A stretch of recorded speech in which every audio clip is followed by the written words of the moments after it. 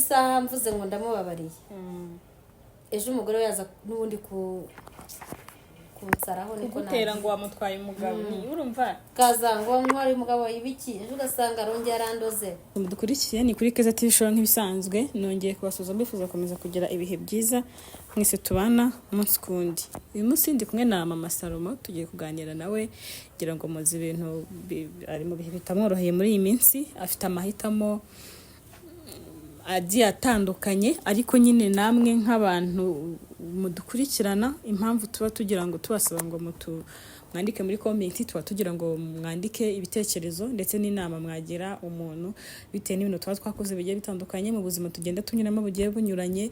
Hari byinshi rero umuntu yigira muri comment muba mwanditse kugira ngo umuntu avuge ati nimba iki gitekerezo ariko nahisemo ariko kana kakaba yambwiye ngo nkurikire kampitemo iki. Ni impamvu mbavuga nti ku bintu tuba twakoze tunyuramo mu buzima twese bitubaho, ariko niba hari igitekerezo ufite ukavuga ati Mama Salomo nakora iki, ujya muri comment wandike umugire inama cyangwa umuhe igitekerezo cyangwa se nicyo wumva wamumarira mu buzima bwa buri munsi kugira ngo nawe bimufashe gufata umwanzuro wa nyawo cyangwa se umwanzuro atazicuza. Ari hagati rero yo guhitamo ko umugabo bongera gusubirana cyangwa se bakomeza gutandukana, kuko umugabo ari kumusaba imbabazi amusaba ko yamubabarira. Ngira ngo abakurikiye ibiganiro mwarabibonye ko bushize umugabo yaje gusaba imbabazi akongera akansaba ko muherekeza tukaza ariko bikanga.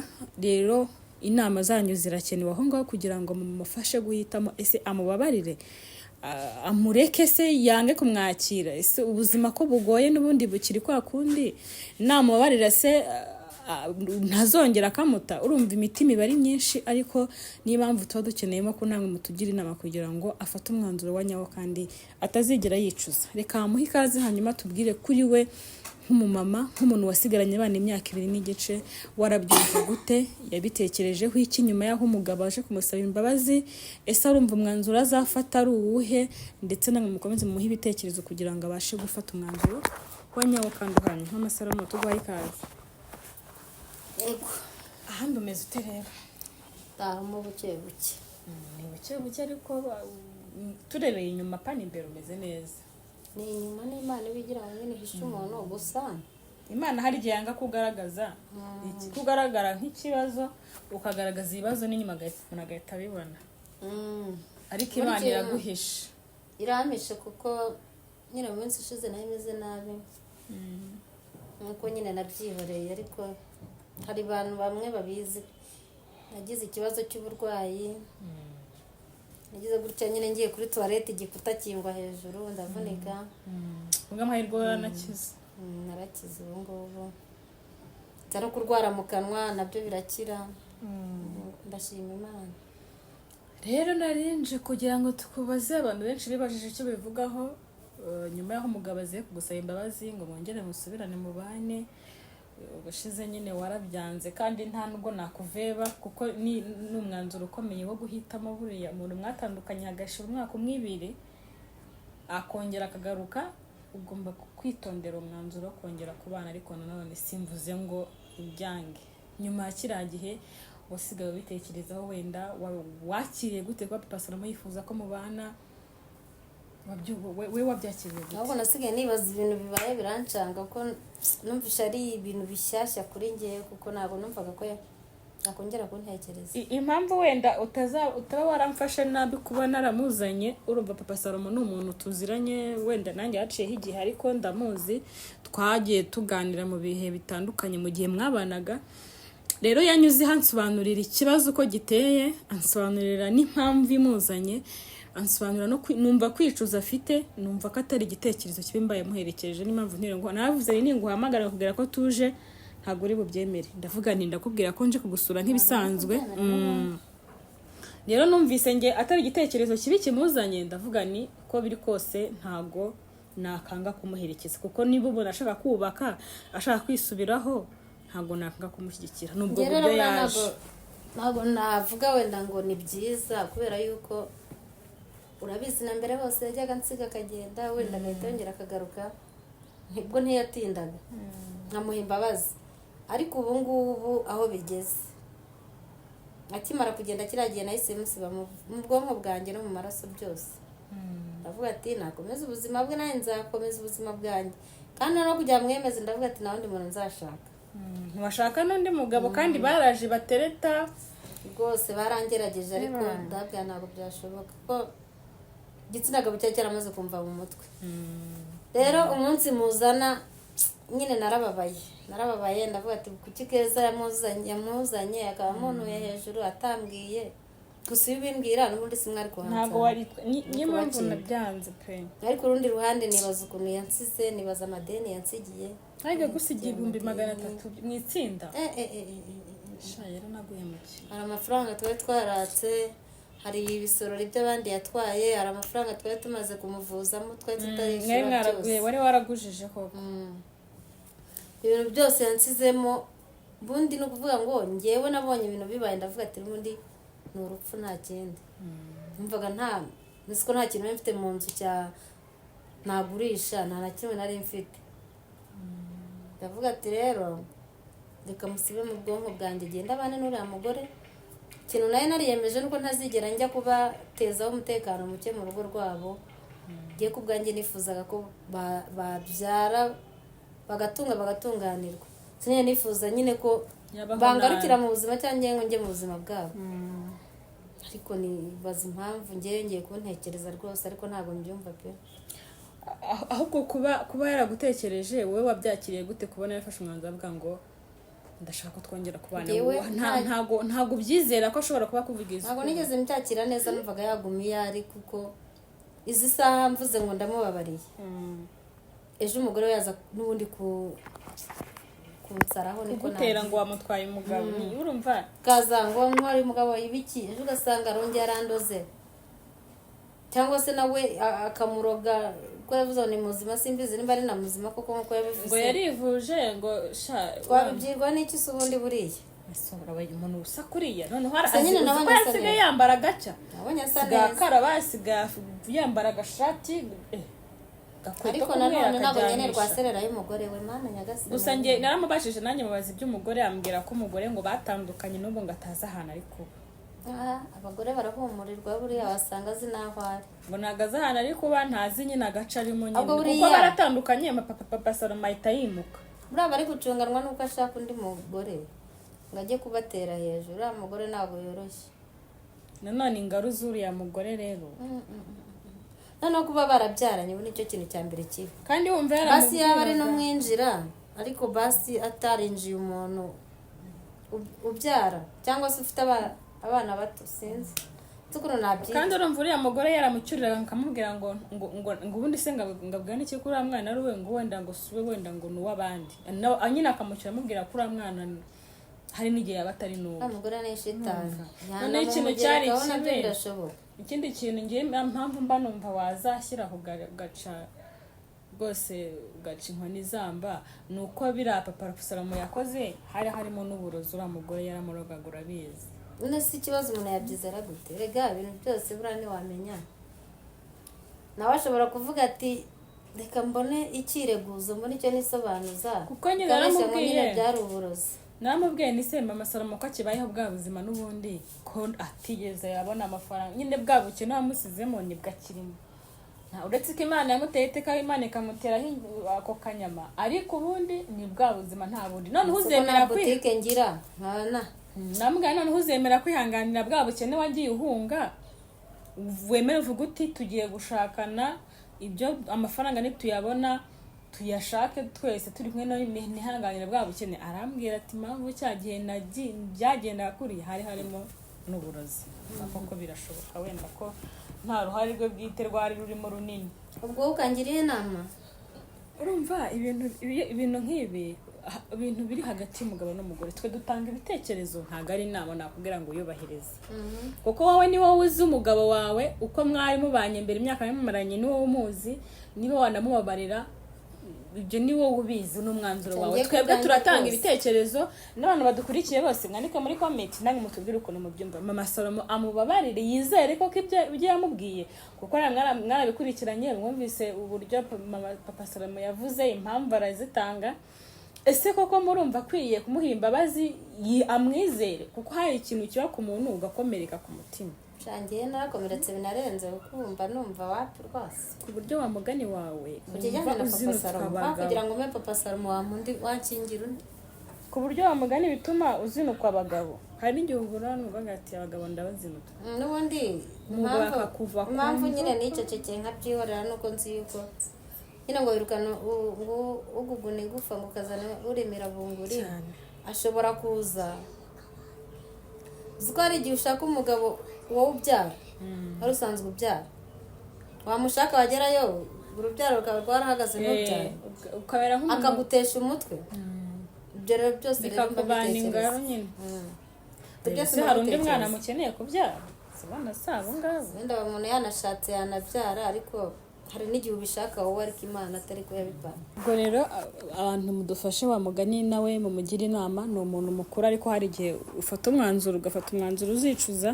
Kandi ikindi kintu, umuntu ni umuntu, ntabwo twaha papa Salomo ngo tumugire umuntu mubi. Wenda mama Salomo yavuga nuko nuko wenda namubi ntabwo nanone wabitinda ni mubi ariko n'uwawe. Umuntu usaba mwiza gute amaze imyaka 3 irabura amezi angahe? Ariko buriya nuko byananze wageze ngo ubuzima iyo bukomeza bukaba bwiza wagira ngo yari gutekereza ku musengera nk'ikigabo kinereta ntago mba mbyaye ngo waranihanganye imyaka 2 yose utabana undi nuko ngiyewe naharaniye uburenganzira bwanjye n'ubuzima bwanjye n'ubundi mu buzima bubi. Iyo mba ndi nk'umuntu w'Imana nta mugabo waje gutereta zanye n'igitenge na bombo yasaze yazuye umugara ati ndashaka wenda nawe yakoze amakosa yari yataye undi mugore. Umugabo wese wagushaka ni umugabo uri divorce. Niyo mpamvu rero ntazigera rero nawe iyo umera nkawe wari kuba ufite umugabo unameze neza kurusha nuko ngo kumeze. Ariko kubera ko ababyeyi b'abamama twe tugira inshingano nyinshi, uhita utekereza abana bawe kuzana umugabo akakwinjira, ugatekereza abana, umugabo aratangira akakwinuba, urumva abana bahita bajya mu nshingano ze, ejo akaba yanagukubita bitewe wenda na character afite. Kandi umugabo n'uwo mwasezeranye ataragukubise ugasanga baye byinshi. Rero impamvu abamama akenshi tudafata imyanzuro nk'iy'abagabo, kuko wowe abana baba bakuri ku mutwe. Ibyo wakora byose akantu ko gusezerana wenda ntago wenda mvuze ngo ndamubabariye, ariko binabaye ngombwa wenda nk'abantu nyine bakangira inama nkumva ziramfashe neza, ataretse ngo dusezerane ntago byakunda. Nyine wenda ntago mbivuze ngo ndamubabariye, kuko si mubabariye, nta nubwo numva mukeneye ibungu z'isaha. Ariko niyo byanabaho tutasezeranye ntabwo twabana. Bivuze ngo none urashaka isezerano nyine rumva ni nk'akantu mba nshyizemo gusa, ariko ntabwo bimfasheho cyane. Unuba nyine binabaye, reka tuvuge biramutse bibaye ukamubabarira, bivuze ngo waba ushaka ntabwo nshaka isezerano kuko hari kubera icyo ushaka isezerano banza ingaruka zo kudasezerana arizo zazira zose nyine nagiye mpura nazo. Abasezerana baratandukana n'abasezeranye baratana n'umwe kose ku mugani naba nsezerana, ariko kibaya gusezerana bitanga agaciro. Oya ntabwo ari kimwe, nagakeretse ku muntu ufite imitungo ndibutse muzayigira ntazagabana nawe muzayigira naka kabari. Ikintu gihari ni kimwe, iyo gusezerana nta gaciro, twibitesha agaciro ngo ntacyo bimaze, birakimaze kuko gusezerana n'ubundi muratandukana yego, ariko byibura nako gaciro kaba kabone. Byibura mu gihe mubana ntazagabana ibiyiko n'amasafuriya mu gihe mubana uba ufite icyubahiro n'umuryango urakubaha, kandi uhaye n'icyubahiro umuryango. Iyo mutandukanye ibyo biba nk'ibisanzwe, ariko nanone isezerano ni ikintu cyiza rwose, ni na byiza ahubwo binakunze byazakabaye. Ariko cy'umuntu udasezeranye biba ari ikibazo, kuko nigeze guhura n'umuntu ambwira ngo ngiye ngo ntabwo natereta ngo umugore ngo wasezeranye. Ndamubwira ni se umugore usezeranye n'umugore udasezeranye bose si abagore? Oya ngo udasezeranye ngo ntangara. Usezeranye niwe ngaro se? Ngo usezeranye niwe ugira ingaro. Ingaro imeze itese? Ingaro nyine ingaruka. Iyo mwasezeranye ni urugero wenda mwaza kugutereta ndi umugabo kandi warasezeranye, yego umugabo amfashe cyaba ikibazo, yego, ariko aramutse amfashe ku mugore utarasezeranye ntangaro avuga ati n'ubundi kutasezeranye nawe twese yaba n'uwanjye cyangwa akaba n'uwundi. aho nanone gusa akantu ko gusezerana ko ni keza nabyo Imana nibishaka nibigenda nk'uko tubyifuza icyo gitekerezo nacyo mwazakigira kuko ibintu ni abantu kandi urugo nabwo n'urugo ni abantu. Gusa wowe icyo nagusaba we banza utuze kuko buriya ntabwo umuntu ari ikintu cyoroshye guhita uvuga ngo ngewe ngo nemeye ngo ndamwakiriye ngo ngwino. Ni ibintu ugomba kwigaho nuko ariko narayinyujije ariko ubundi nta numva ku bwanjye nkundiye ntagaruke naba mfite amahoro kuruta. Nabyo birashoboka kimwe nuko nanone kubera ko twebwe turakeka ko ashobora kuba adatari seriye kimwe nuko nanone n'ibirozi biri kumubunzabunza kimwe nuko nanone ashobora kuba ari seriye mu mutima we akabavugisha ukuri mukaba mwabana mukazanagumana nyine mukanatera imbere n'iryo terambere mukarishakana. Urumva twebwe turi kukeka ariko byibura bibanza ufata umwanya wawe witekerezeho banza urebe no muri iyi minsi niba guhamagara niba sazagaruka ubanzura n'uburyo mubanye ushobora no kuzumva n'amakuru mu baturanyi guhamagara byo biragoye. urumva mbese ukazabanza ukareba neza ukaneka burya umugore niwe umenya umugabo we niwe wamenya kuturusha. Banza ubihe umwanya witekerezeho ufata umwanzuro wo gutekereza. ngo nabonye ngo ku rupfu ngo sinzamubona no ku ruyange. Umva rero wowe rwose nta kikwirukansa iha umwanya uruhuke mu mutwe wumve niba koko umugabo wawe uramuzi urebe icyo mwapfuye inshuro zose mwagendaga mushwana mubana urebe koko niba umubabariye byakunda. wowe ubwo zifatira umwanzuro. Ikintu twe dukora ni ibitekerezo tuguha no muri comment nabo bakandika hari abazaguhamagara kuri telefone aguha ibitekerezo kuko hari ukuntu nyine umuntu ahura n'ibintu akumva aracanganyukiwe. hanyuma wowe nyuma uzashungura ukuremo ikizima. none uzigura n'ikintu utari witeze utanatekerezaga ko kizijya kibaho mu buzima. yewe numva ko twatandukanye burundu nyine atanantekereza. twaraganiriye burya mbere rwose numva ukazimira akamara imyaka 2 n'igice nikabona arahurudutse araje. Njye nabanje no kugira ngo yagiye no muri Kenya kuko nigeze kubyumva bivuga ko hari abantu bakubwira ko ashaka kuba yenda kugenda ariko yambwiye ko ntaho yagiye ko byari bihuha nyine. Ariko njye numvise ubuzima yarabayemo numva mugire n'impuhwe. Ibaze kuba uri umugabo ariko ntufatwe nk'umugabo umeze nk'umukozi. Ako nicyo cyamushobora ngiye burana arishimye. Ukoropa uteka umugore ataha yasinze yigira mu bagabo. Nta kindi kintu yagombaga gukora ubundi. Tumba kugenda akaba nyine umukozi akumva guta urugo bimera cyangwa se kujya mu bandi bagore. Undi wagiye mu bandi bagore ugatuma umugore wawe mu rugo n'abandi bose babyumvireho. Ugasiga umuntu mu bana mwabyaranye cyangwa ne mwamutarabyaranye. Hari igihe Imana igira gutya ntibihite ibaha urubyaro ariko mu minsi iri imbere ibifite ukuntu biteganya kazabona murabyara. Rero hari igihe umuntu ashakana n'umuntu akivumbura mu mwaka wa mbere ngo ntabyaye mu mwaka wa kabiri kandi Imana itanga urubyaro gishakiye. N'iterambere nuko baba bagomba kwihangana Imana igera ikabikora irabanza ikakunyuza mu ishuri ariko nyuma ikabikora. Niyo mpamvu rero ntagomba kumushyigikira kuko yarambiwe vuba. Yacitse intege vuba. Ncitse intege vuba ntabwo byari bikwiye. Ariko nyine nawe ntibyatinze ariko yabona nibajije iyo myaka 2 yose yarakiri kwihanganira ubwo buretwa kubera iki. Giye ko bwanjye Imana umva bisekeje. Imyaka 2 yose yagiye kuyihanganira arayitegereza kugira ngo bigende bite. Atamaze umwaka umwe ngabone byanze ngo agaruke akarindira imyaka 2 yose akora icyo kiretwa koropa akora iki. Nengera kugaruka imbere cye kora nzaseka gusa nta kindi. Wasanga ari ubwenge bwagarutse. Ndajya mbyibuka nseka. Ariko reka ngubwire uburozi barakora. Hari abantu bazi ariko njye nari ku imyaka afite abana gakoropa gateka umugore agiye gusinda agafura amasutiya akagira gute n'amakara. Njye nibazaga uriya mukobwa akakiri muto ibintu by'uburozi yabikuye he. Ariko yari yaravuze ko afite abantu bamushyigikiye atari wenyine. Ngo naje gusanga ibintu bituruka mu miryango.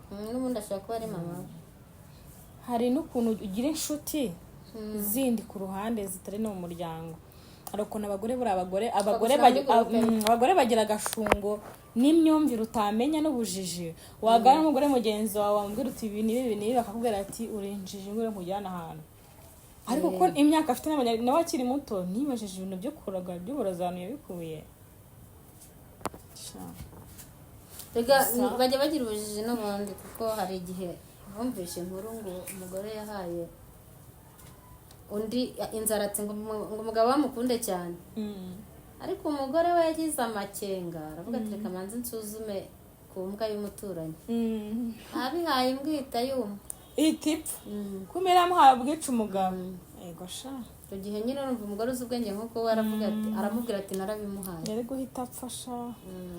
Mama Salama, ubwo rero reka nkureke, gusa wowe ukomeze ukomere n'andi mahirwe nanone cyangwa se ibibazo ni ugutekereza kabiri ugafata umwanzuro, ariko reka nawe adukurikirana mukomeze mugire inama, mumuhamagare cyangwa se mumwandikire muhe ibitekerezo by'uko yabigenza. Gusa natwe tumuri inyuma, ibindi bizakurikira ubutaha tuzabimenya.